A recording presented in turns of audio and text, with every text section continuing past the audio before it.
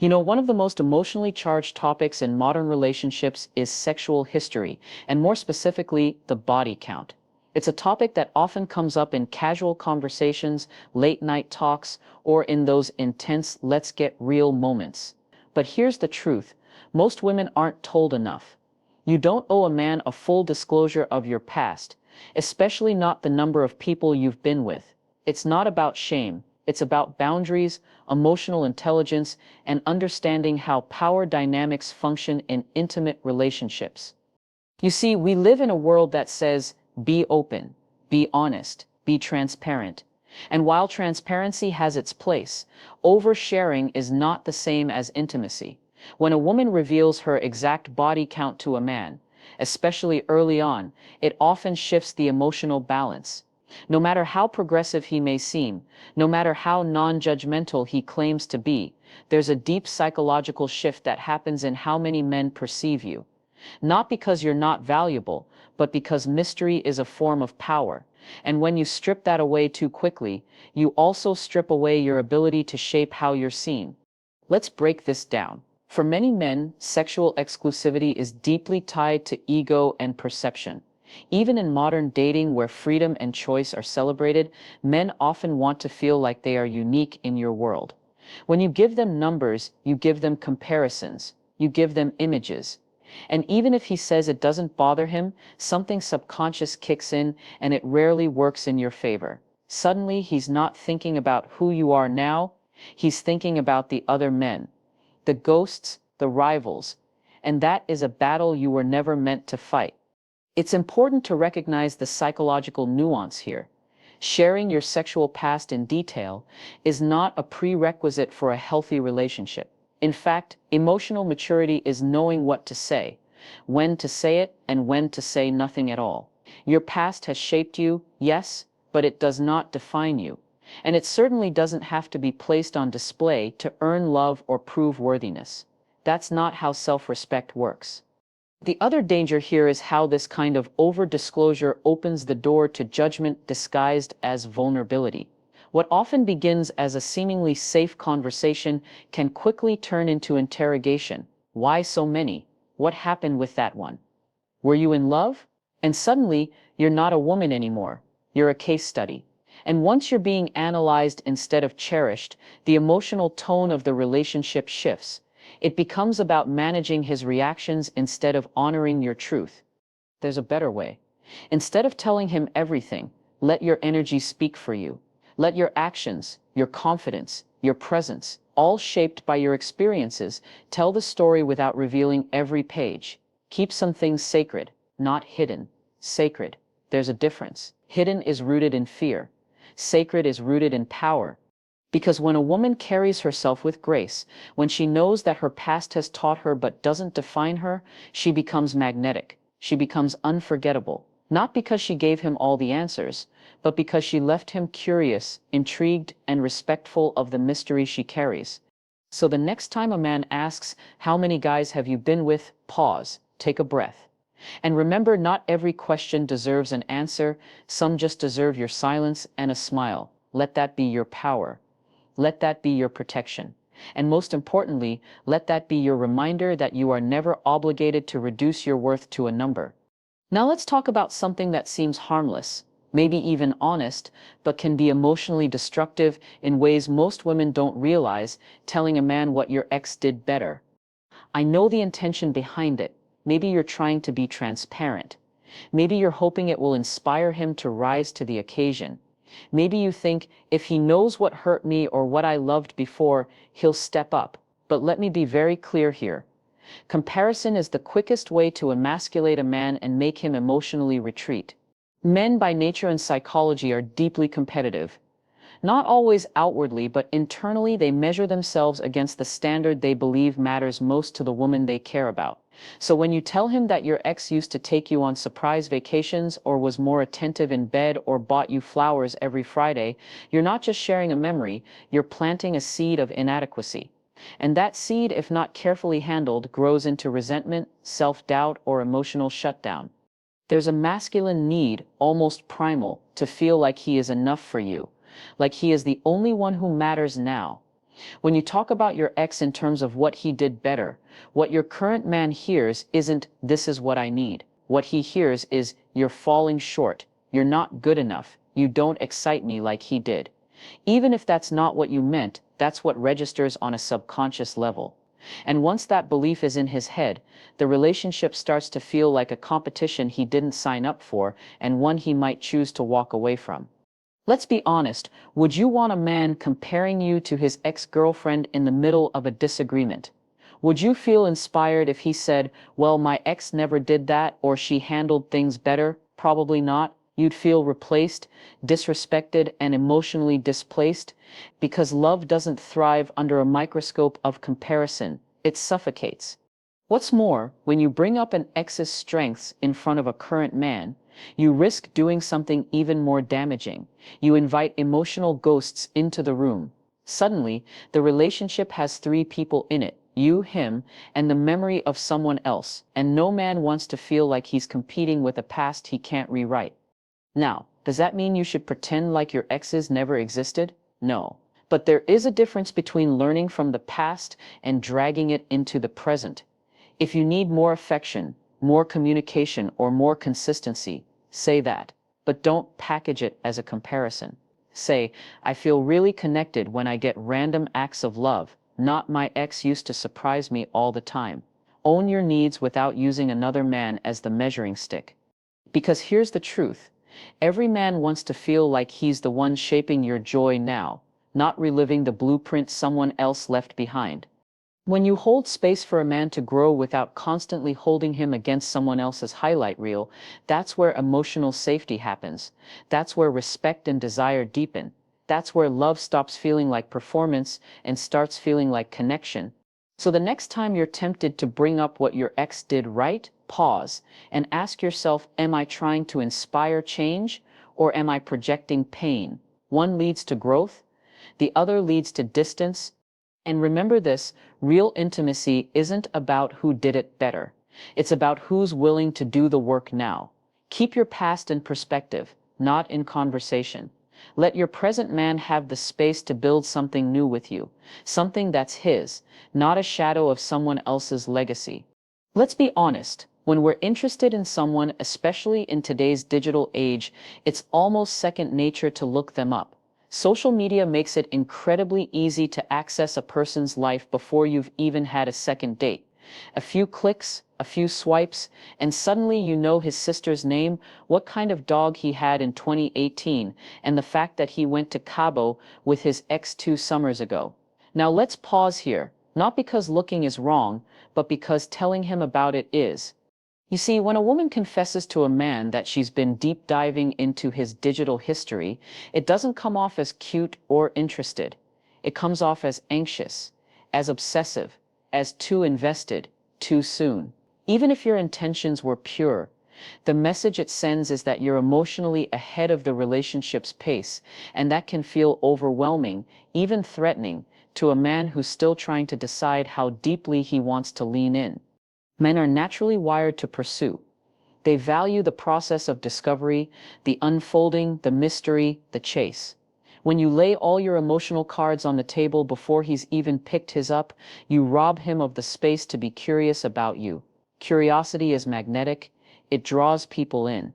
But when you admit that you already know all about his past job, his vacation spots, or his favorite restaurants before he's told you himself, you flatten the mystery, you collapse the tension that fuels connection. And what's left is a version of you that feels predictable instead of intriguing.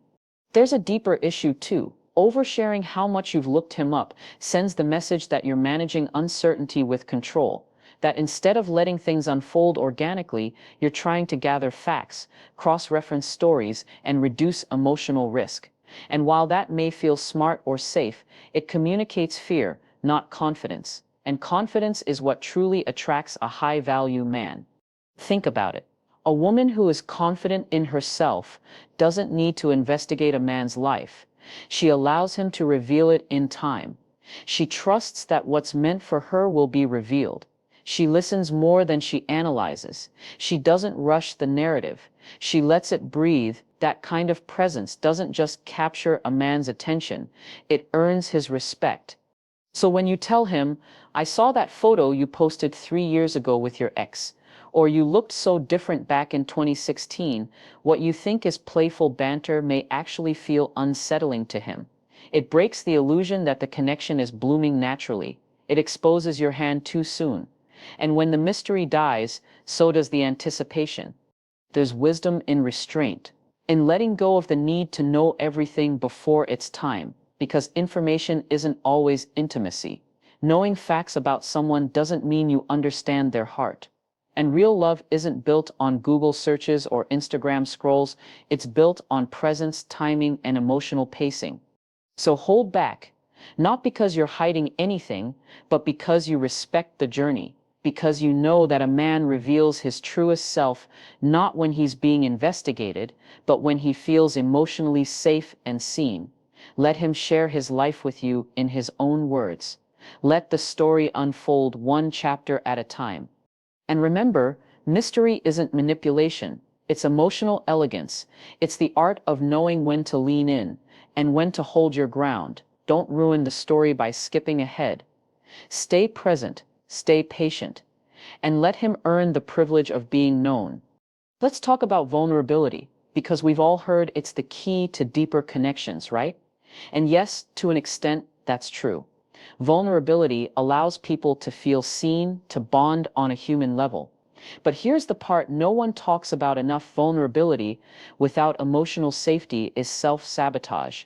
And too often, women rush to open up their deepest insecurities to a man before he's shown the emotional maturity or commitment to handle them.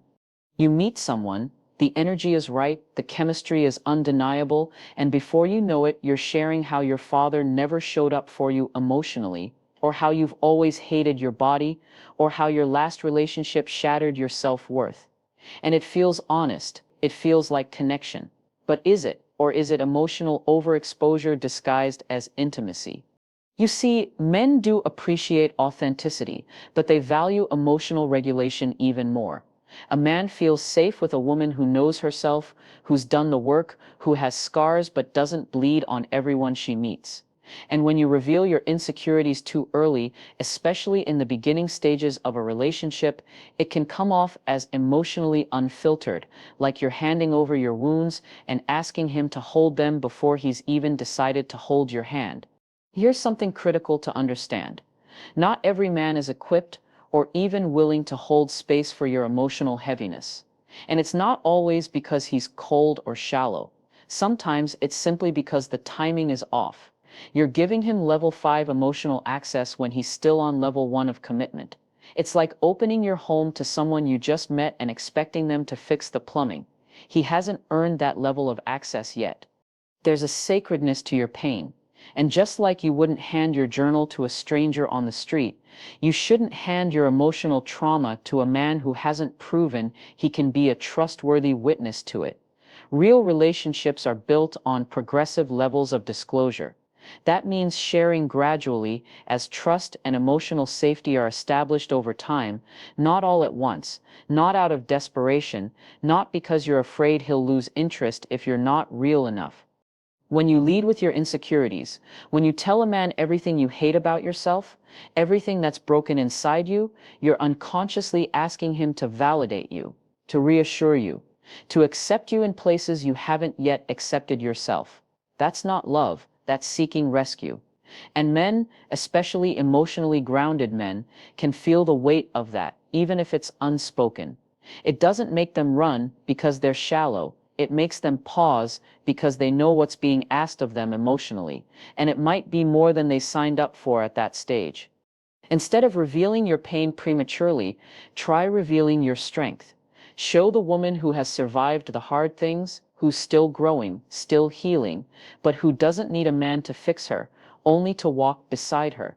That is far more attractive and far more powerful than oversharing your wounds and hoping for sympathy.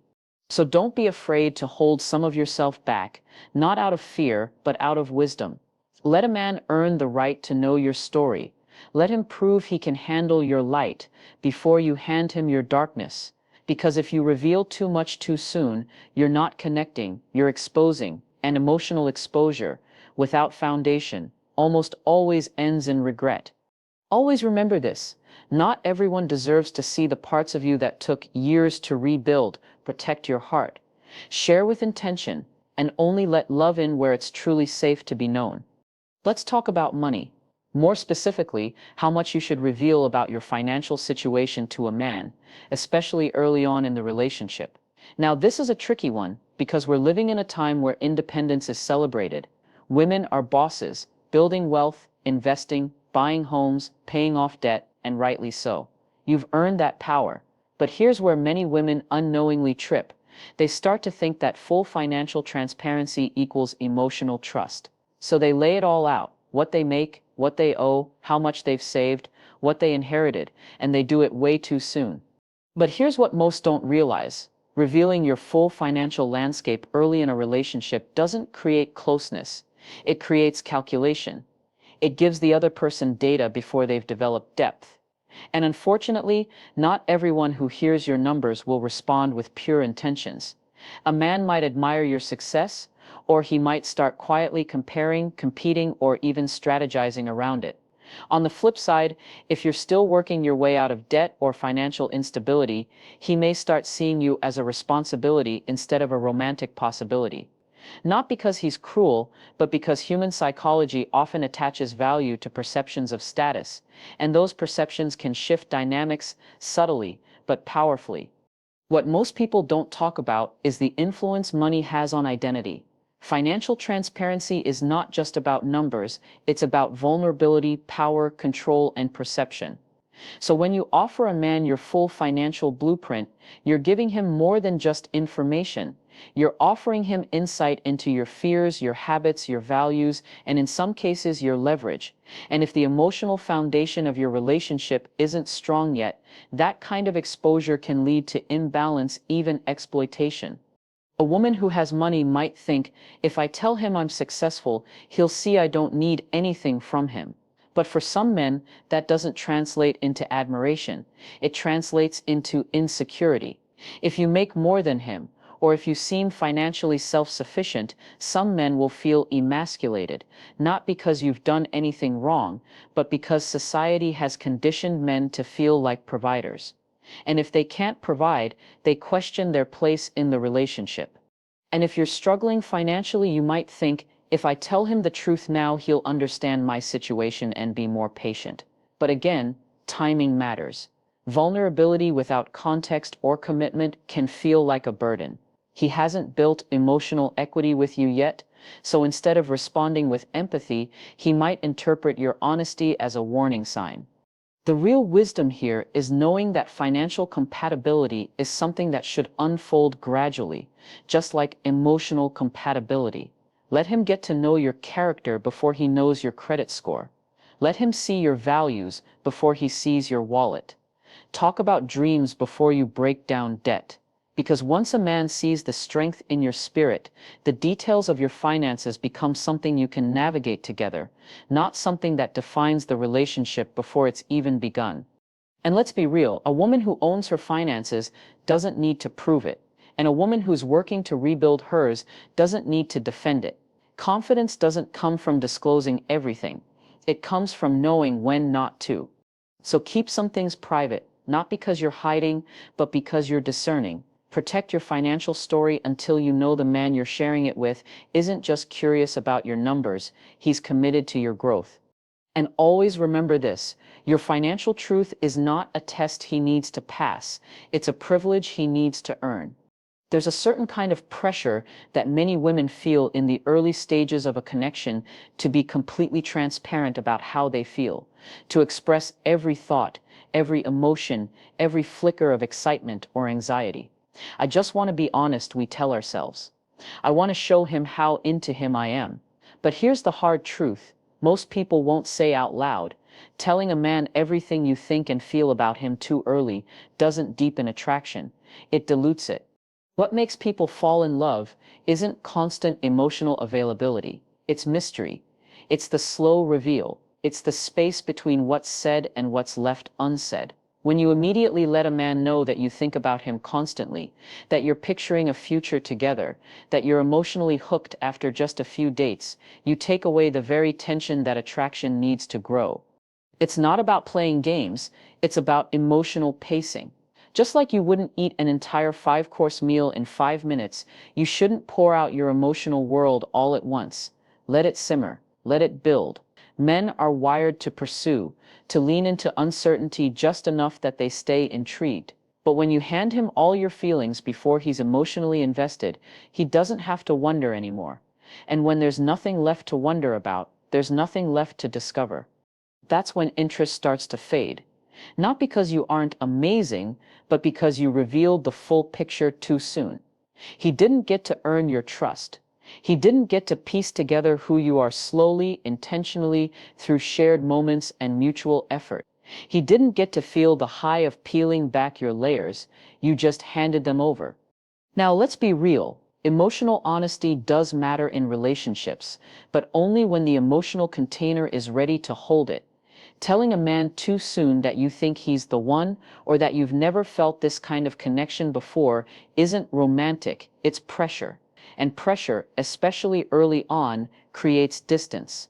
He may smile, he may say the right thing, but inside, he starts asking himself questions. Is this moving too fast? Do I even know her well enough to feel this deeply? What happens if I'm not in the same place emotionally? And just like that, the connection starts to erode, not because he didn't like you, but because you didn't give the relationship space to breathe. The most magnetic women are not the ones who overshare their emotions to prove how real they are. They're the ones who allow a man to earn intimacy, to earn vulnerability. They express interest, yes, but with restraint. They don't withhold love out of fear, but they don't give it away out of impulse either. They are intentional, present, measured. And that is what keeps a man emotionally engaged, because he senses that your affection has value, that your heart is not something to be taken lightly. So when you're tempted to send that long message pouring out your feelings, or to tell him just how often you think about him, pause. Ask yourself, does this deepen connection, or does it rush it? Is he giving me the same level of emotional depth, or am I carrying the weight of both our feelings? Sometimes the most powerful thing you can say is nothing at all. Let your actions show your interest. Let your presence do the work, and leave just enough room for him to lean in and want to know more. Because at the end of the day, mystery isn't about hiding who you are. It's about allowing someone to discover you with reverence, not rush. Let him wonder. Let him chase. Let love unfold, not explode.